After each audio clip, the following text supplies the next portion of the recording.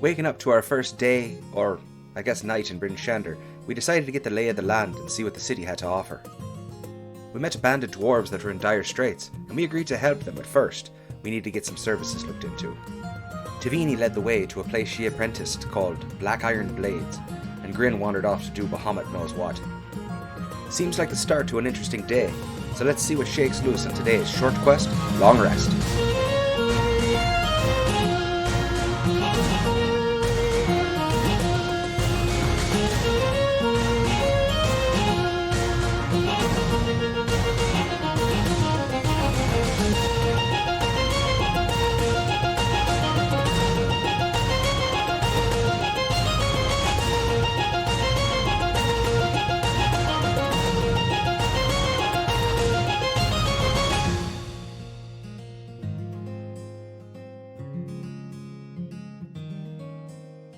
Alright, so for the others, as you are having your bonding moment with some of the other dwarves here in Icewind Dale, getting comfy again. Adjusting. As Tavini, Dreamer, Rian, and Miri make your way towards Black Iron Blades. Again, that familiar ringing sound of steel on anvil, those steady hammer blows fall on your ears. And as you approach, a couple of the people who have the look of, people who've lived up here in the north a good long time, they're dressed in heavy furs, kind of see your trajectory. There's a trio of men kind of standing around talking, covered in furs that are, almost white with frost. One of them kind of elbows his companion and jeers at you. Hey, you getting a Black Iron Blade there? There's better places to buy from, friend.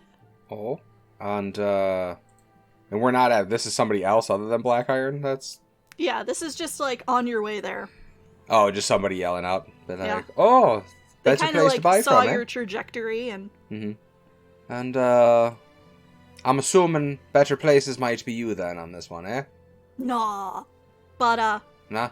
There's a reason jokes around here often ended with, and he was carrying a Black Iron Blade. Huh. Well? Don't mind it, you'll be fine, I'm sure.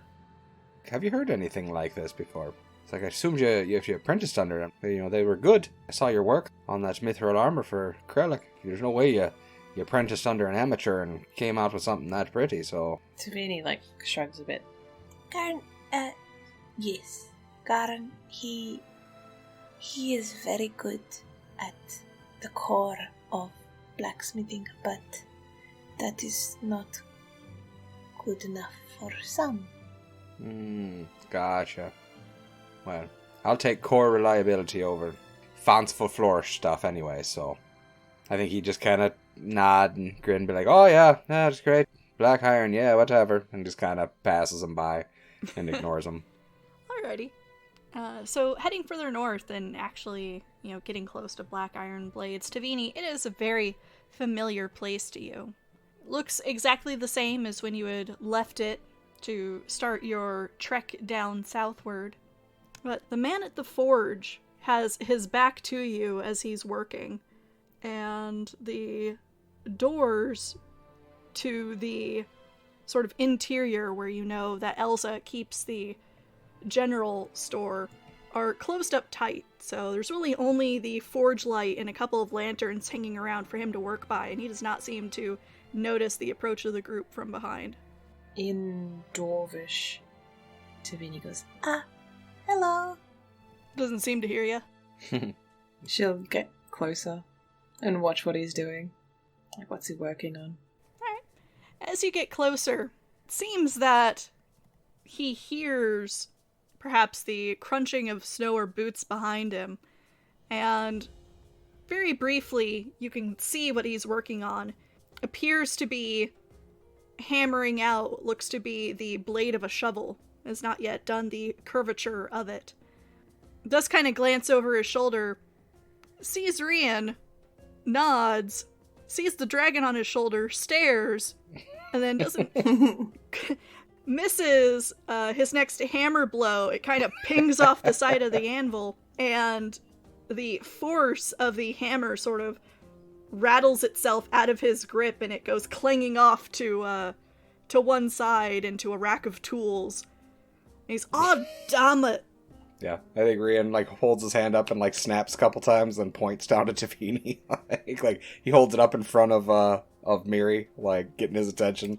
And points to Tavini, like, eyes down here, bud. Tavini! Tavini scuttles past to put the tools back exactly where they were, and then get the hammer back. Before you can even get to the rack of tools, Garn has, like, grabbed you by the waist and hefted you up, and has pulled you into a bare-armed hug. That's more like it. Tavini just... Hello. Just smothered in what smells like not quite rancid sweat, but getting there. As well as that very sharp tang of metal and soot. It's so good to see you. She hugs him tight. Hold on. And he puts you down, and hardly without a word towards the weird man with the dragon on his shoulder and the Gearforged standing beside him, makes for the door and throws it open to the one-stop adventurer supply shop. Elza! Our Tavini's back. And you see a dwarven woman, both of them blonde hair, bright blue eyes. Her hair's cut very short, almost spiked on one side, often pulled in one direction. Where's she? Here. She says in Dwarvish. I can hardly see in the dark. Get over here. And it's a bit of a weird statement because you do know that she can see in the dark. But you know that she is a very particular woman when it comes to keeping her shop cheery and bright. Tavini will go over to Elza and just hug her. And Elza, similarly to her brother, just kind of buries you in a bear hug. Just muffled happy sounds. Are these with you? Name's Rian Stormlight. Yes, we're with Tavini. Like, we've been adventuring or traveling with her. Luskar deliverers just come up here to deliver some packages. Dreamer will just wave. And Elza uncertainly waves back. You didn't make that, did you? No. She, like, wiggles to get her head free. No, he's a dreamer. Hello. I would ask what's a dreamer, but I seem it's already know. Well, don't be standing out there. Come in. It's hard to tell what time of day it is anymore, but I can... late breakfast? Have you eaten? Yes, Yeah. had food at the inn. You stayed at an inn instead of coming here. No, don't blame her. We got in really late, so we only made it as far as Kelvin's Comfort yesterday. No, I was gonna say Smartia, because I would have charged for the big ones. Which kind of gives a very broad grin. I run a business, sir, not a charity. Oh, I understand. That's a good one. I like that. Well, where are my manners? Come in. I'll put something hot on. Actually, Garn, put something hot on. Nice. And he kind of tramps to the back, shaking salt and what little bit of snow has accumulated off his boots before crossing into the shop. And you could see, as you enter, the walls are just lined with adventuring gear. You've got pittons, ropes. There's a, myriad bags that you can see almost rounded shapes within, each of them tied off neatly and placed on a shelf. Satchels, snowshoes, extra cold weather gear hanging from the ceiling, and she has a long hook hanging against the wall to take those down. It's a very packed space for the size that it is. What brings you north again? Are you here to stay? No, I come to help with deliveries and see you and yes. Oh, well, that's good, that's good. I mean, I wish that you would stay, but I understand, having business, and, Garn has been working himself to death trying to, rival that piece you made. He hasn't yet managed it, though. And she kind of reaches down and ruffles your hair and really messes it up. I learned from him. You learn the fundamentals. Let's not kid ourselves. While I wish more knew he was very good. He'll never be great, but he'll be good. He'll always be good. Oof. And for a moment, there's a brief bit of sadness that crosses her face. Then she looks to you, Rian, and the dragon squatting on your shoulder. And that is, what, a familiar? No. This is my daughter, Mary. Your daughter. Hi. Mary, say hello. Hi. I suppose that's no stranger than adopting a halfling. There you go. To each their own, and as you said, stranger things have happened. So, did you just come for, Tavini here's saying she wanted to come say hi. There business to be done here. Yes. I knew it couldn't just be hi. That was high for her. Me and Dreamer here, we have a little bit of business to do. But you guys, do your catching up first. Don't worry about us. We got a bit of time. We're in no rush. Well, in that case. Yes, it is for Gan, about resizing armor.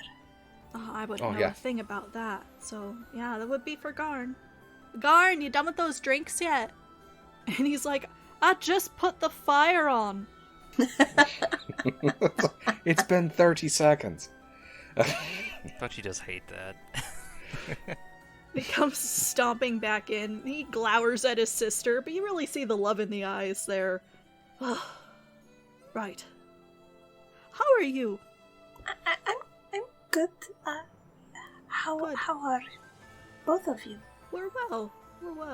I've been working at the forge, and my work is getting considerably better. I would dare say I rival some of the pieces my apprentice has made.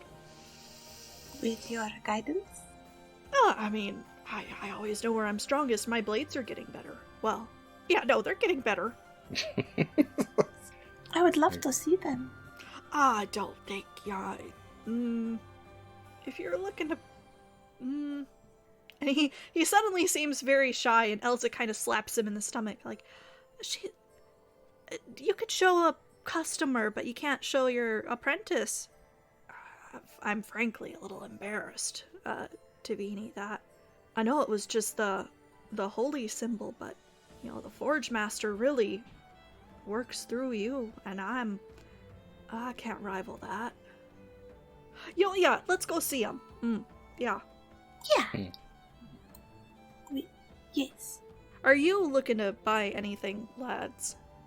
And he kind of looks at the gear forged in the room, or ladette, or third option.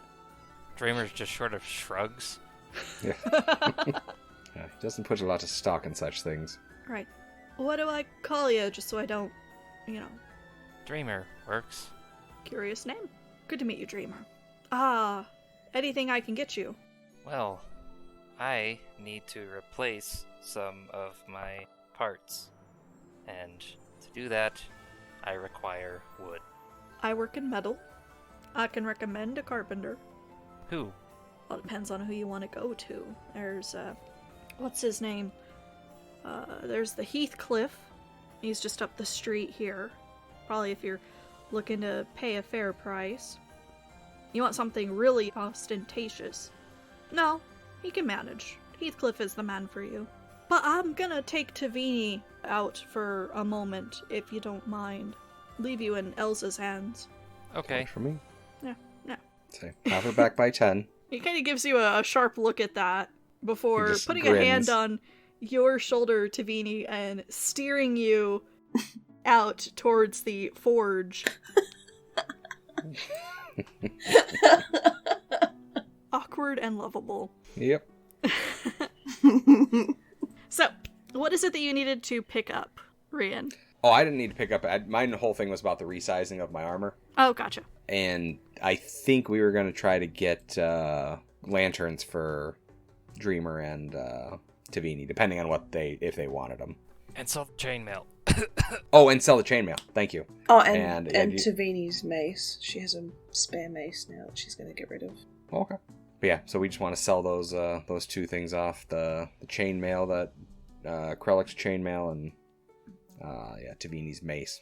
Alrighty. And then see about getting my armor resized. I'm assuming it's not like right now they can just real quick do it and I'll have it. I assumed it'd be, at least a couple days or something like that. I think you would find, this is the mithril piece, yeah? No, this is just this was the one that, the breastplate was the one that the half-helms gave Tavini, because her scale mail's better, or her chain mail is better than the breastplate.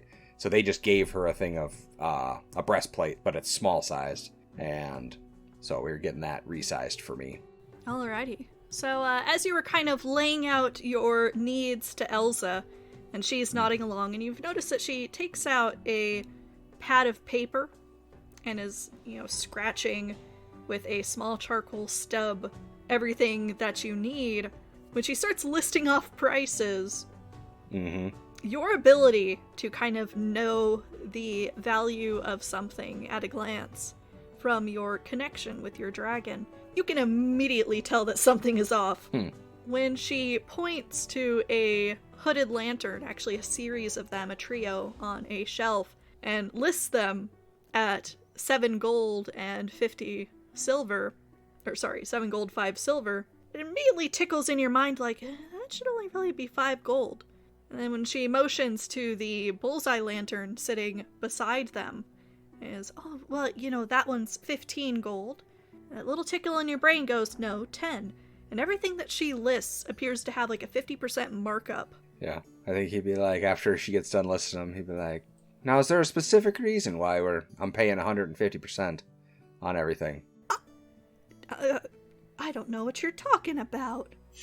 Oh, okay. Well, I wasn't trying to call you out on anything. I assumed maybe there was. No, I mean, my quality of goods is significant, and I don't understand why you would even accuse me of such a thing. Oh, again, I wasn't accusing you of nothing. I assumed it was something sure along the lines of... No, honestly, I thought it was something along the lines of maybe there's a shortage of something, and the prices were inflated. But judging by your reaction to the accusing, makes me think that you are inflating a little bit for me. And again, I understand I'm out of town, and you got to do what you got to do to get by. But unfortunately, at those prices, I'd have to take my. I don't want to. This is Tavini apprenticed here. I don't want to have to take my business elsewhere. Like that'd be a disservice to her. Roll me a persuasion check. I can't do that because I'm good at persuasion. Normal. Not good. Roll the natty 2. You see her kind of chewing on her bottom lip, and she seems on the verge of perhaps, if not saying something, maybe explaining herself, but after a moment, shakes her head. No, the markup is for good reason. And that's just something you'd have to trust me on, but... it wouldn't happen to be the fact that you guys are running out of iron around here, would it be? Maybe a shipment didn't come in that was supposed to come in? We could go with that, yeah. Oh, never mind. Roll me an insight check. Yeah. Well, shit. Put the words in a little better. Because I'm just sort of standing here, could I also make one? Yeah, go ahead. Yes, please. Please help me. Nope. Oh, yeah. Hells That is yeah. definitely 24. not the reason, Dreamer. She full as shit when she says that. Nice. You don't have to lie to us. We are friends with Tavini. Yeah, I think Reed's even taken aback by that. Like, yeah, don't have to lie to us. And she is focused on you, Dreamer, and kind of peering very intently at you. And glances in the direction of the door that Tavini and her brother had left out of. His blades don't sell for what they should. So we make up the difference elsewhere. Or I do, anyway. It's a little embarrassing to admit to being a dwarf who can't sell a blade worth its iron, but, we do well enough, and, a Garn doesn't need to know, you understand? That's a tough one. Understood. Okay. I know, I understand how that goes. What seems to be the problem? He kind of leans in quiet. He's like, is he just bad? Like, is he just not good at it? He doesn't have the gift, which, he just doesn't have it. Well, so who makes all the other stuff? Who makes the rest of this? Like, He makes, he does the metal work, and it's so long as it's not, a blade, he does well. He does good work. It's solid work. It's consistent work. It's boring work. There's no art. That's kind of what people expect when you come to a shop run by us, and honestly, the expectation is a little, and she gives a very uncomfortable look. It's something that he expects he should be able to do, and he just can't. Well, that's tragic. Have you talked to him? Possibly about just, sticking to what he's good at. Maybe double down on the adventuring gear instead of the blades. If the blades aren't selling and, they're not doing well, perhaps you can focus on that. I do, but he's only got so much time at the forge, and he insists on practicing, Well, there's a nobility to that. If, A nobility doesn't put bread on my table. Aye, it does not. Huh, well, I wish there was something we could do for you, but if he just, if you're telling me he doesn't have the gift... I've already told you what you can do. That there is, 7 gold and 5 silver, and that there's 15 gold, and... Well, unfortunately, I can see in the dark, so I don't need a lantern. That would be on Tavini and Dreamer. And also, meta reasoning, I was looking at my gold, my money, and I'm not sure what I'll spend it on, but I did a conversion wrong, and after I gave Tavini the 20 gold, I went back and realized that I only have 2 gold now, so, so I'm not buying shit. Which is still more than a fair price for that armor. It is 400 gold armor. It's one of the most expensive armors that in the medium range, so. Alright. Yeah, but yeah. And jumping over to Tavini and Garn as he leads you out, sort of shows you a piece that he had been working on that was cooling off to one side. It still needs sharpening, but this I just finished earlier in the day before I started working on that shovel. Do you like it? And he passes you over what is, in your estimation, with as, much time as you've been practicing at the forge, the most standard blade you have ever seen. It's functional. That is about the highest praise that you can say of the short sword that is lying across your palms right now. But Garn is kind of leaning over, looking expectant. It's really improved from, when you were last here. The Forge Master, he's, his gift, truly, what do you think? I think it is a good, strong blade. It is, She'll just, look it over very keenly. Why do you not put, any markings or dwarven runes on your work to say this is black iron blade? Well, my sister asks stuff like that sometimes, and honestly, have you ever seen a horse with stripes? No. If you painted stripes on a horse, do you think it would go faster? No. So it is, for practicality. The mountains are practical and simple and beautiful. I don't see the use in fancy runes if I can make something that stands beautiful on its own. I'll get there. I see what you mean. But in, nature... And she holds out her hand, waiting for, like, a little bit of snow to land on it. There's a very light snowfall, so there are a couple of flakes that almost immediately melt into your glove.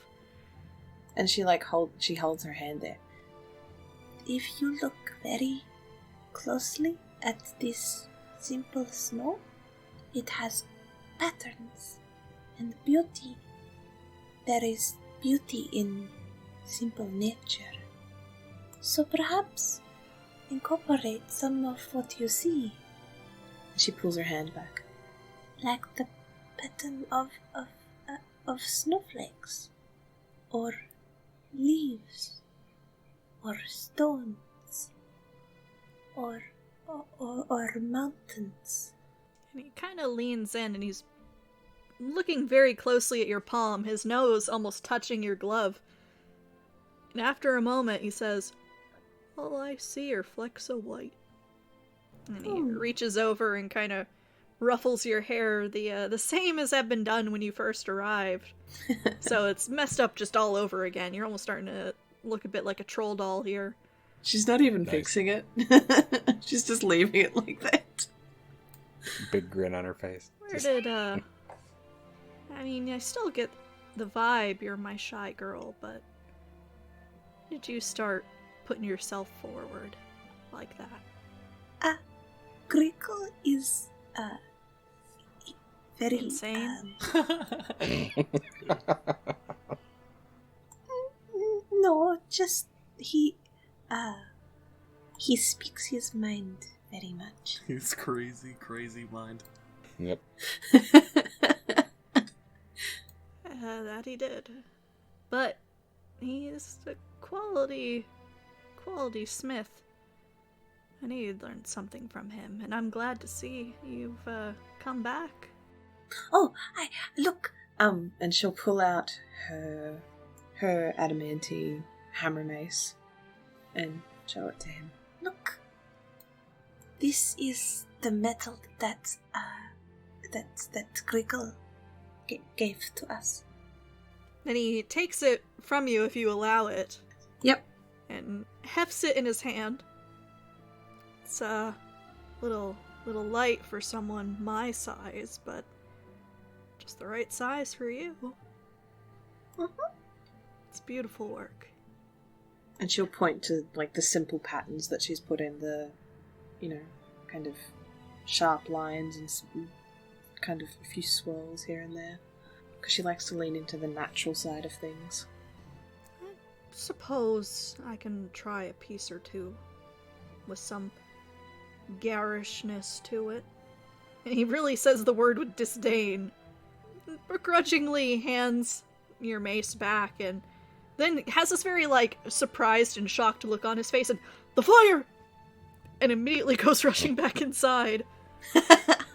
I forgot about the drinks. Past all of you standing there, and you could hear him shouting and cursing in the back, and almost hear, the hiss and sizzle of, liquid on hot metal, like something had landed on a stovetop. But he calls back, "Aya! Tea's ready!" Oh no. Yeah, I think I'd lead into the girl being like, "Oh, I see what you mean. He does not have the gift. Oh, jeez." Alright. Finally, going to leave things at that for a bit. And we're going to jump over to our lad Felgrin. Sneaky Felgrin. Sneaky beaky. Yep. Doing secrets. Just like... He's probably gonna pawn off that one thing. Just operates alone. Pawn off of what, exactly? Oh, fucking Cal? No. The dragon head? That would be great! We'd be like, where'd Cal go? I don't know, just left. Didn't said she had something to do. I don't know what you're talking about, honestly.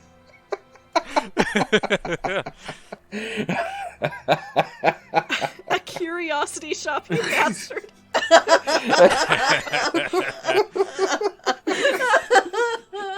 All right, let's do this. No, I don't think he's gonna. Oh, you sell. don't?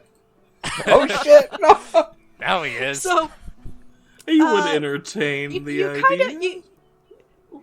you kind of walk with the others towards Black Iron Blades just to like get directions to some of the curios shops here in town from Tavini before turning southward immediately. That sort of takes you past the House of the Morning Lord, where as you sort of glance inside, you can see the very tall and wide archway leads to what appears to be just like a bunch of stone benches, and there are very large iron braziers that are brilliantly lit on either side. So even though it's open to the air, you can feel the heat pouring out.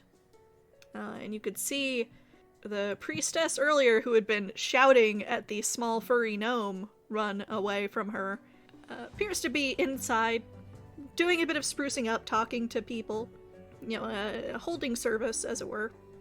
Or, sort of like a post-service discussion. The trajectory of yourself, your southward walk, is briefly interrupted by what appears to be a small cub on its hind legs. It sort of crosses your path, almost stepping on your tail as it sort of trails behind. But he goes to the archway and sort of leans in to poke his head in, completely ignoring you, before skirting around inside, seemingly clinging to the wall on the right-hand side, avoiding the attention of the priestess. He's not gonna blow up his spot. Good on you. You travel for about 3 blocks before you find yourself in a much smaller courtyard, this one with what appears to be a fountain in the center, although the thing is frozen over. It just appears to be a pool of water now. A 2-story building, the second story much smaller than the one below, with these very large, forward-facing glass windows at the top, draws your attention. There is a narrow stairway up one side of the building that leads to that smaller second story, and you catch a glimpse of a sign, Crystal's Curios, and it calls to you, and this is the place that Tavini had directed you towards. That sounds about right. So, climbing the steps, they creak underfoot, and you get the vibe that the building you are ascending is, if not shoddily built, certainly old and worn. And through the wooden walls on your left-hand side as you ascend, you can hear a pause in someone's steps, almost as if they're listening. And by the time you reach the top, the door is being pulled open, and the woman in front of you has a very, very, almost fuzzy disposition. Entirely fur-lined, with green eyes, with black slits in either pupil. Soft, rounded ears up top, and a nose that has whiskers on either side. She pulls open the door with a clawed hand, and peers out at you. Yes? He'll lower his hood. I have business. I have a business too. I have business with you. Come in. I'll step in. My name is Crystal. Felgren, pleasure. She gives this very toothy grin, and you could see there's a bit of canine poking out from under her lip.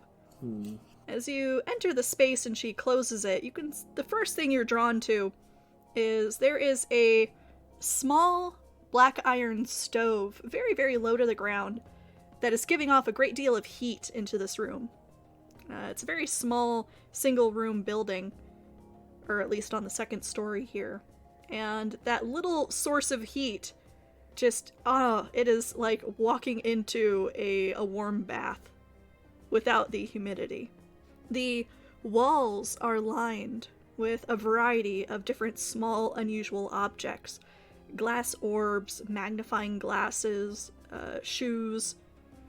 There are 2 like bookshelves standing in the center of the room. They're just full of tattered volumes. Most of them pretty thin, like anywhere from 20 to about 100 pages. And in front of those large glass windows in the front, there appears to be a variety of brilliant green plants that are obviously very well taken care of. This woman with her, sort of very pale brown fur goes and sits at a stool at what is ostensibly her counter. She doesn't have a counter to sit behind, and kind of props her elbow up on one of the shelves and motions for you to look around. Oh, I'm selling. Immediately that smile drops. I figured you wouldn't like that. But would it ease your suffering to know that these items come directly from a dragon's hoard? She starts pointing to random objects in the room. That crystal ball Is said to have come from a dragon's hoard. That tooth over there, I've since had it identified as a bear's claw. I was told it belonged to a young dragon. Those books there, one of them, I forget which, some title, I was told was a disguised spellbook from some great wizard that had been all found in Frosted Dragon's mighty hoard. So, what is it that you bring from a dragon's hoard? And she air quotes the shit out of that. You don't believe me? I gather that much. Do I need to say it? No, I suppose not. Well, go on. I would ask, if you have any other business with me aside from, claims of having dragon treasure, but it's not as if I've had any visitors today. This is gonna be a risky gambit. But he's gonna open his satchel. Maybe hearing it from one will change your mind. Oof. You hear from the depths of your satchel, what? Come on out. You didn't say any sort of please. Please. No. My goodness. I'm trying to sell your items. Fill your bag with gold. Kel comes floating out of the satchel, and as she does, you watch as Crystal's eyes, those brilliant green, very large eyes in her face with those narrow pupils, kind of widen even further. And she fixates on this floating skull.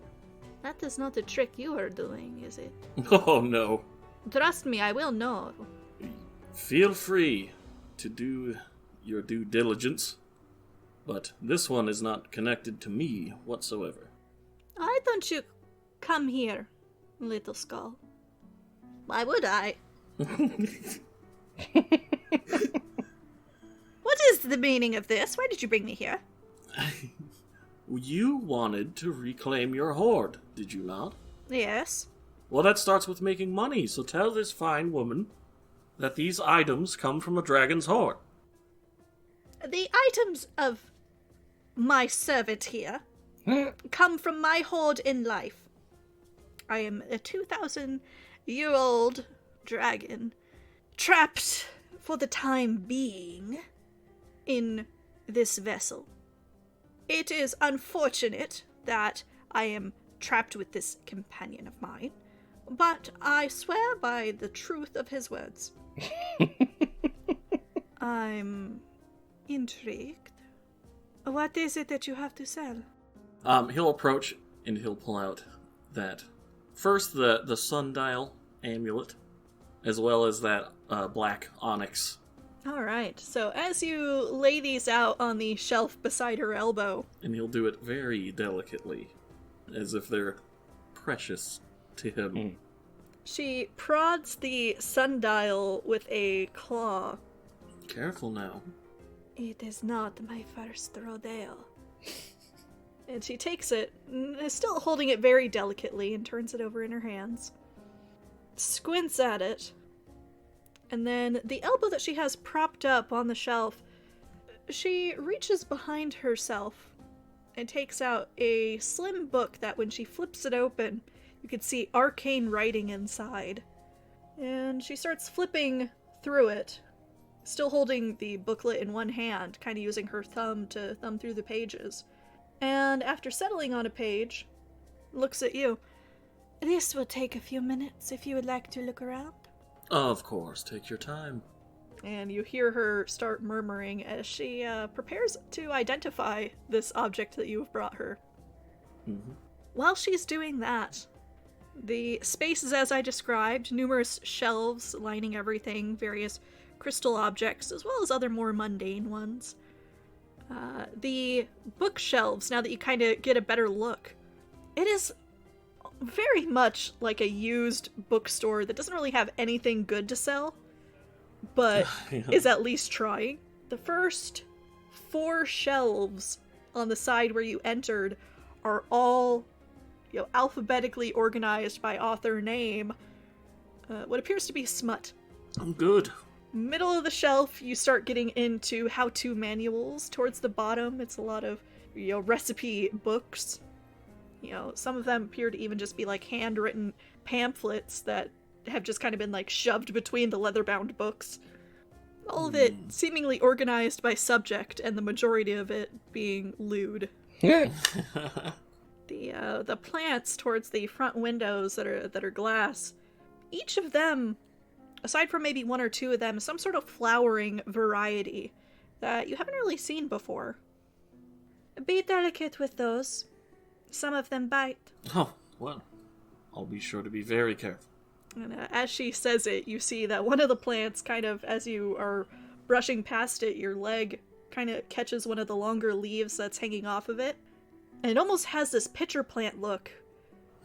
But you see that mouth close and retract into the plant as you brush past it. Gods.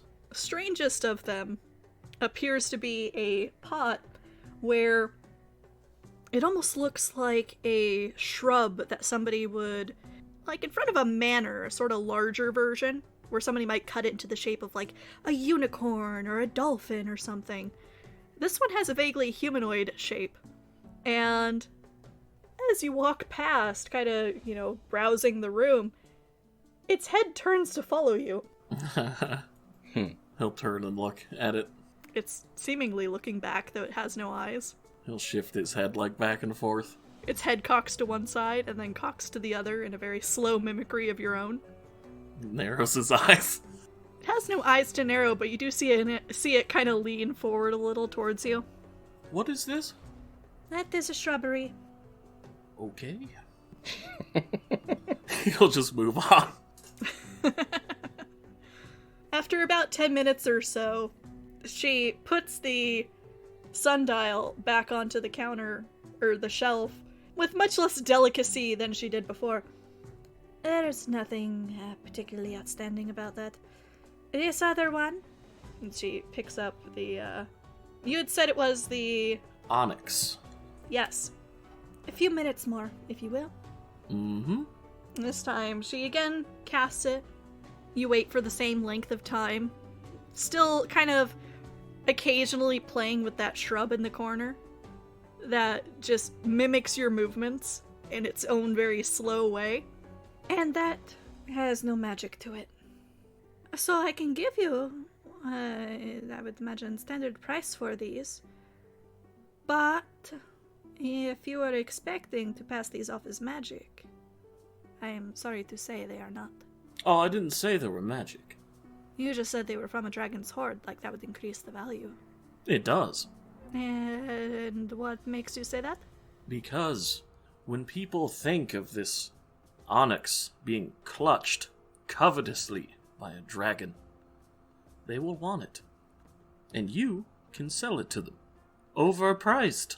You see, that is my selling point that you're using, trying to sell it to me. Your selling point is that it exists and that I can make these selling points. So you can see why it is not so valuable when sold from you to me, but I might sell it for value. We both know no matter what price you give me, you're going to sell it for more. Yes. But So? how much more is my concern. Well, that's what we need to talk about, isn't it? Yes. Well, what were you expecting for these? Judging by a good friend of mine who's very good at eyeballing this kind of thing, I'd say the standard price for these items would be ballpark 150 gold. I'm sorry, what? I didn't stutter. No, I apologize. It's... I need to pick out the bit of my ear, because I thought you said, please throw me out of my shop, Crystal. Feel free. I'm sure there's plenty of other shops in town that would be happy to sell this. There really aren't.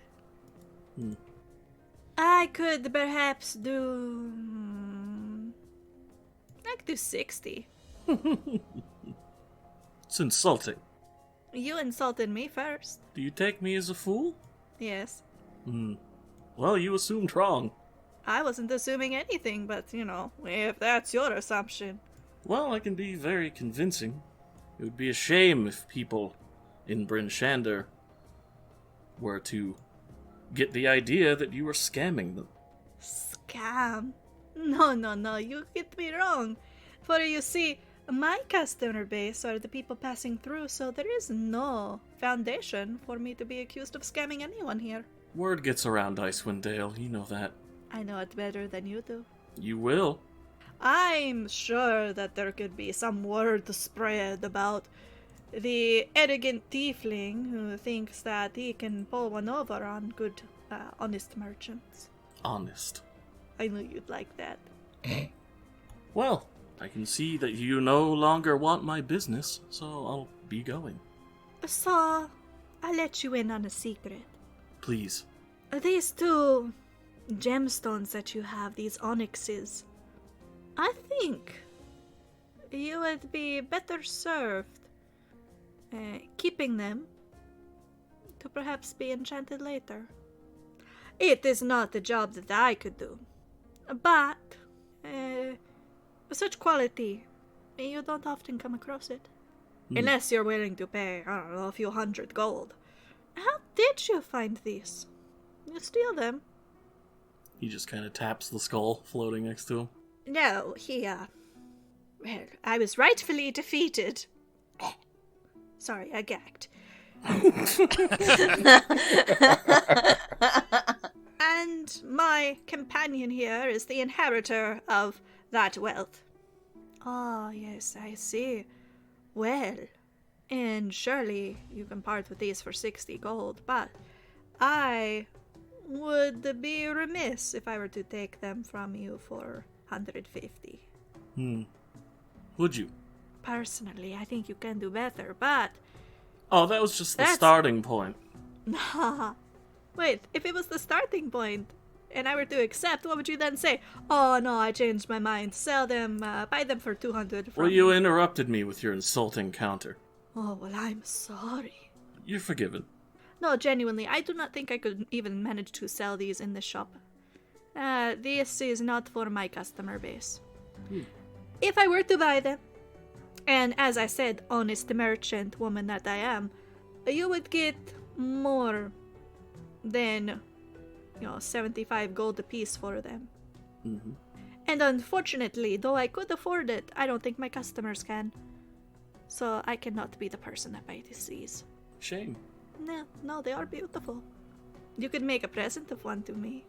I could, but I won't. As fetching a woman as you are, I'll have to pass. Not many men in this town have good taste. Well, I take pride in breaking the mold. But, since you won't be purchasing, do you mind? The onyxes I will not purchase. I will take this sundial off your hands for 35. 50. 40. He just kind of stares for a second.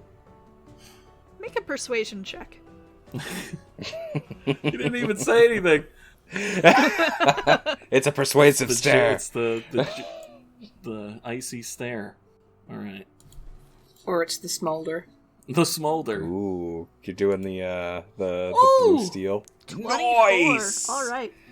Fucking natty 18 on that bad devil. Hells Those yes. orange eyes tell a story. Yep. I will do 50 for the sundial. Ooh, He'll go back up to the 50. face will break out in a big smile. Wonderful. Now the onyxes. I will do a bit of research. See who about the Dale might be able to do something with these. Wonderful. For truly, they are magnificent pieces, and I should hate to see them just, put on some fat woman's earrings. That would be a travesty. Yes. Well, speaking of dragons, do you have any literature on them? There's an entire shelf on the opposite side there. Oh, he holds up a finger. Non-erotic? There's a second shelf. Just below it. Good. It's good to be to specify. Unless... What is on that shelf? Yeah. Well, I noticed a theme.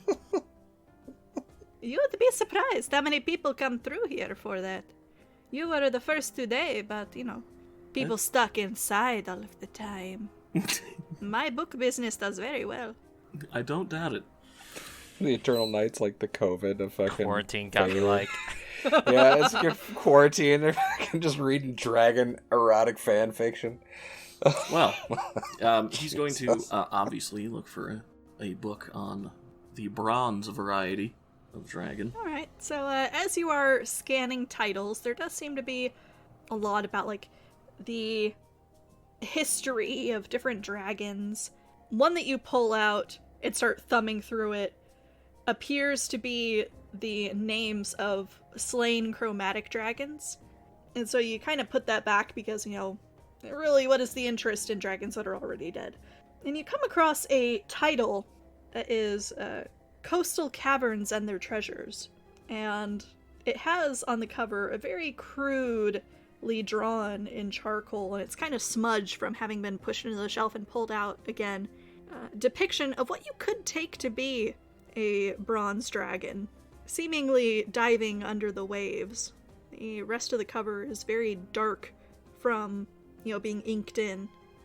That one actually should probably belong on the romantic shelf. Oh? It's, semi-historical fiction of, bronze dragons and romance between humanoids on the coast. But it is very knowledgeable of the breed, if, you read between the lines. Subtract the cost from what you pay me. And you see her, she's kind of put a stack, a couple of stacks, 5 of them of 10 gold apiece, on the shelf beside the sundial that she's kind of pushed towards the back. And you see her start sort of dragging 2 of the stacks of gold towards her again. Very funny. That's a funny joke. 20 gold for the book. How about... I'll even be generous. How about 5? She stops dragging 2 stacks and just drags 1 stack. I suppose you're going to be replacing that with silver? Books are expensive. This one is clearly damaged. That one is clearly useful to you somehow. Why do you know a dragon? Aside from... And she points towards the floating skull Cal, who's just been kind of like zooming in close on various objects, snorting in derision at their shoddy quality in her eyes, and then drifting to the next. That's not even how it happened. You say I'm your only customer today. Today. Tomorrow I might get a dozen or I might get 1. Yeah, well, 5 gold is 5 gold for a book. You don't even gotta brush your teeth. I'd say that's a fair price. Purely because I like you. 5 gold. Done. He'll slip it into his bag. Well, what's the name of the place we're staying? Kelvin's Comfort. Albeit, Kelvin's Comfort for at least the next night. So, if you hear word on who might buy those onyxes, come see me. Or send someone, but whatever. And what if I don't find anyone so quickly, but I still want to see you? Ooh. Well, come see me anyway. That is what I thought. He'll scoop She up kind of his... sits back and puffs herself out a little. He'll scoop his gold off the table. Take care now. What was your name again? Felgrin, Falsefey. Felgrin, Falsefey. I'll be keeping an eye on you and your friends while you're in town. Purely because you interest me. And I don't imagine a man like you travels alone. Well, not recently. Does one of them know a bronze dragon? Can't say they do. And she kind of looks at you curiously, as if trying to work out why you would want that particular book. He'll just stare back. Well, it was a pleasure. Charmed. He'll leave. He'll talk to Cal. My wealth is your wealth, Cal. And we can make a lot together. I used to have an entire hoard. You know how much gold I used to count every day? Well, I didn't even need to count it. There was so much. It was just frozen in the walls everywhere you looked. I had a ship. a ship. I had stolen it from the sea and flown it to my lair, and frozen it in a block of ice that I might watch the sailors in their final throes for eternity. I miss that ship. It was a marvelous piece that I made. I could still see their faces. She said wistfully. Someday Well- your face will be frozen in ice for my entertainment. Is that right? Yes. Well, luckily for you, it's very pretty. Yes. And that little bronze, she would occupy a centerpiece in my lair. That's charming. But You were saying.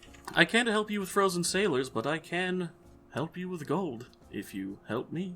A pittance, but it does. Have to start somewhere. Think about it, floating around a room full of gold. Yes. Sounds nice. I wonder whatever became of my children. He stops for a second. I don't think he ever considered that. Well, maybe we'll find out. I hope for your sake that we do. He'll open his bag. Go on. She zooms into the bag and settles in. That's awesome. He'll dump the coins in after. You hear a very, very muffled protest that is almost inaudible over the sound of clanking gold. And he'll head back to Black Iron. All right. So as you make your way back to Black Iron Blades, those of you who are there been enjoying what had started off as piping hot tea, practically boiling it was as it was poured into cups, which has since cooled. So you kind of sit around talking about your trip so far. Kralik, do you stick with the dwarves over at the Northlook after you get the information you need from them, or you head over to the smithy? After a few drinks, I think you'd finally head over. Alright. In the span of time that you were there at the Northlook, the singing fish on the wall is triggered a good 2 or 3 more times. Usually by people who are new to town, and you can kind of see that it's a game for some of the people that visit regularly to find somebody who doesn't know about Old Bitey and to send them up to go and try and touch him. Seems to be a hazing ritual at this establishment for the old bar hands, or the old barflies. Okay. It is kind of funny. I'm starting to come around. Yeah. And, is there anything else that you guys want to knock out here as you get into the late afternoon? I'll go get my wood. I knew I'd get someone Yeah. with that. Yeah, I was gonna say, everybody's got to get at least one dirty joke in tonight. Get in your wood. Yeah. Oh, also, I will pick up 2 lanterns Okay. from Elsa. Oh yeah. Which type are you getting? Are you getting the hooded lantern or the single bullseye? A couple hooded. Couple hooded? Okay. So that is going to be 7 gold and 5 silver apiece. So 15 gold. 15 gold. Okay. Yeah. After Rian realizes that Miri has the most portion of his gold, he kind of is gonna go to Tavini and Krellick and be like, "So, how are you guys at resizing armor?" I mean, I've watched my pa do it enough. We could give it a shot. I mean, obviously it's gonna take some. We can save it for when we actually have some downtime, but yeah, I wasn't paying attention to my funds, and yeah, I seem between. Miri seems to have more money than me now, so that is it's a strange conundrum. And if we keep splitting evenly, that means she's gonna stay ahead of me for essentially into perpetuity. which is an odd thing to think of, but anyways. And, is Miri on your shoulder while you're having this conversation, or did you leave her back with the others? Oh, okay. No, I've got her. That she's right up there with me the whole time. And she is very much looking like a small child who's pouting. You can almost imagine a 5-year-old child with their mouth pulled to one side. Mm-hmm. Like, I don't know what you're sad about. I'm the one that's only got 2 gold to his name. You're the one that's got all of the money. I don't like that you're having to ask others. You're a dragon like me. You shouldn't have to do that. Well, sometimes that's what you're going to have to learn, is that there's not always something wrong with asking your friends for a little help. What if I'll trade you for mine. Oh? What would you trade for it? And he just kind of smiles. He really has no intention of taking anything from his daughter, but he's more entertained by the fact that she's offering. I will buy a promise. Oh. Mm-hmm. Okay. What's your promise? That the next time I ask you to do something, you're gonna do it. Oh. I love it. I like the sounds of that. Yeah. I'll trade you 20 gold. Wait, when did she pick up 20 gold? It was when we got we did the plan B. I gave her... Oh, wait a minute. She didn't get 20 gold. She got 10 gold. She got 10 gold. Well, She got 10 gold. I split my half. So she only she has also 10. got 2 from me. Oh, that's right. And she will continue I'm to just get now 2 keeping track of every hers. time she makes him laugh. That was the deal. Oh, that's right. No wonder why you guys sell shit. Yeah, dude, gotta keep up. Yeah, Which exactly. means he only had 10 gold to give to Vini. No, I had my money. I had mine was separate. I just wasn't keeping track of what Yeah, this hers is was. I was Miri's subtracting it the entire time. Yeah, this was something I was keeping separate. So So 10 gold for a promise. 10 gold for a promise. You know what, honey? I'm gonna keep my promise, and you can keep your gold. I'll find another way to get a piece of armor. It's not a big deal. How much is this armor to get resized? Oh, I have no idea. For a moment, she looks like she's kind of hemming and hawing, but then that draconic greed takes over and she nods very shrewdly. Okay. Got him. Yeah, okay, that works. Shit.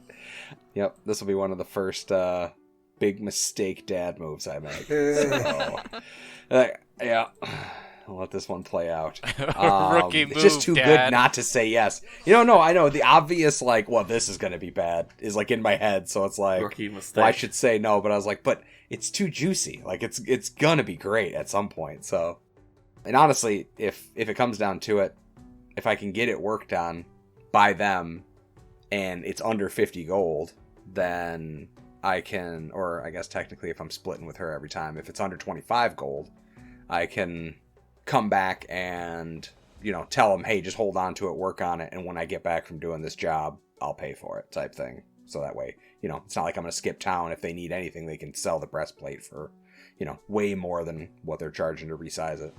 Alrighty. Does anyone else want to do anything before we come to a close here? I know we had a very RP heavy session. Hell yeah, it was a RP heavy session. I mean, aside from Felgren jingling his way in Nice. with all of his fresh gains. And as you enter, and everyone can hear you jangling, Miri's eyes immediately fixate on you. Uh-huh. Where's my cut? He'll hand her the book. She reaches out and takes it in a clawed hand or paw and kind of looks at it confused and then looks at you. The best kind of treasure is gold and shiny, but there are different kinds. Yeah. Knowledge is one of them. I think Grin would look at it and kind of smile at Grin and be like, thank you, Grin. It's actually very nice. Be like, hey, that's a book about Every you. kid needs bedtime stories, or they grow up to be murderers. Jesus. And she is going to be enormous. And she lets the book, which is only about, 50 or 60 pages, drop to the floor, and she glides off your shoulder there, Rian, and, sort of delicately paws open to one of the pages, sort of crouches there on the floor with her tail curled around her, and starts reading aloud. And he gazed into her eyes, with a smoldering expression. And we're just gonna reach down and snag it up real fast and be like, You, That's whoa, some knowledge. Grin. you might want What you type might of- want to look through it. Because it was dangerously close to a shelf housing smut. Oh, God. But I was assured by the very reputable shop owner that this wasn't just a little sprinkling of romanticism. But I'm sure there's ones in there that don't involve that. he's like, Miri, we'll read this one together, okay? Yeah. I'm not ready to have this conversation yet. What about smoldering expressions? Yeah, that part's not so much the bad part, is what happens right after Well, that. let me see. He kind of looks.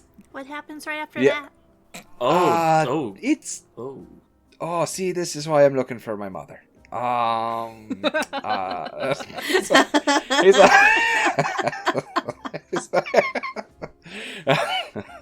He's like looking at this book and looking at her like, oh God, save me. Oh, Bahamut, please save me. Well, there's some in there, I'm sure, that are fine. We'll skim through and see. I'll tell you when you're older. I think, maybe, probably not. She just looks more and more confused. Yeah. Anyway. Oh, trust me, nobody's more confused than me. Well, that's what I get for being nice. No, it was a good gesture, Grin. Thank you. I appreciate it. I really do. I'm sure. Say that again when she keeps pressing the issue, because she will. Yes, that's what I'm worried about. But There's good stuff in there, he says to her. He's keeping secrets from you. And then he'll walk away. I'm not keeping secrets from you. Don't listen to him. You know he's just a blowhard about that shit. Felgrin, roll a persuasion check. Oh, God damn it. You're tainting my little I'm girl. using Tides of Chaos for this. Oh, F you, dude. At the end of Yes. the session where you don't have to reap any penalty. Josie for it. will remember. Oh, that's right. That's right. So that's a 23. Oh, jeez. Had to. Sorry, bud. So Miri kind of peers after Felgrin and then cocks her head up at Urian. Mm-hmm. And her expression goes curiously blank, and then she will look almost everywhere else in the room but at you. Oh You are a bad person.